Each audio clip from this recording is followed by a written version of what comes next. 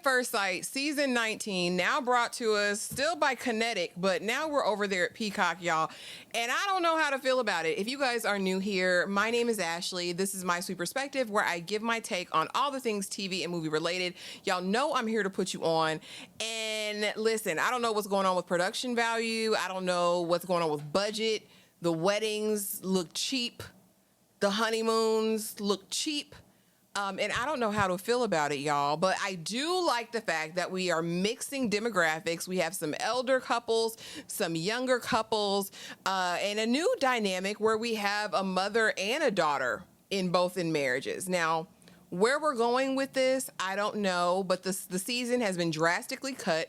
I believe now there are going to be 13 or 14 episodes, including the reunion, all to be aired over the next 4 to 5 weeks. Drop it in the comments. Let me know if you went over there and watched episodes 1 through 4 today, as they just dropped. And I'm gonna be back and let you know what I think about each of these couples individually. So we have Pat and Rhonda. Pat is 59 and used to work in space, I suppose, or on, space, whatever. And then we have Rhonda, 63, a free spirit with 4 kids, whose baby father didn't want to work, and she had 4 kids with him. She's uninhibited, and he seems pretty type A personality. Immediately at the wedding day, she wears red, and the wedding party is in burgundy. It's a choice, right? But they get together, honey, it's steam heat. She jumping all over the dingling the first night. She said, I gotta have it. I want it. I need it. He's immediately attracted because the reason his other marriage didn't work was because of the sex. So now that they've got the sex on deck, what happens now? She feels that he's not taking a vested interest in who she is, asking questions. Any conversation that they have, he directs it back to himself. And my thing is, mother, at this big age, I don't know if there's any way to teach him to be a conversationalist if that's not who he is already, but he seems to have taken the feedback, and they're already saying the love word after these first 4 episodes. So I don't know. She's going to hug trees in the wilderness. She's going to have her tarot deck. I don't know if she's going to be too woo-woo for him. I really do see her getting on his nerves ultimately. Even her son was like, Mom, you can't run this man. All right, you can't wear him out. But y'all drop it in the comments. Let me know what you think of Pat and Rhonda. I like that they're fun and vivacious and young at heart. I really like that, but we'll see. Josh and Jaylon. Josh is 31. Jaylon is 27. She is a Latina who has multiple jobs, honey, and she's living her best life, ready for marriage, ready for her partner, but lives in delusion. She says that her idea of love is based on a reality show and basically rom-coms, okay? Josh has had a storied past. His mama was in the Pinta. His daddy wasn't there. He was raised by his grandparents, and he's made something out of nothing, rags to riches, and he's ready for his partner, okay? And he's got a butt on him, all right? But these two meet, it's giving what it's giving, I guess. He does come out of pocket, big spender, and gets this lady a rock. Because, again, not for nothing, Peacock, I don't know what's going on if y'all didn't give these people no money, because now all they get is this little flimsy tin wedding band. I don't know what this is about, but I hope it improves. I think these people, immediate first reaction with Josh is that there's something else going on.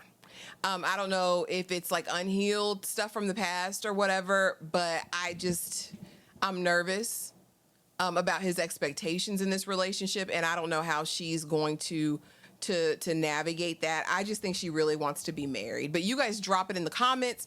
Let me know your thoughts, and I will be back with the next. Next, we have Darik and Megan, and they look like brother and sister to me. They're like brother and sister to me.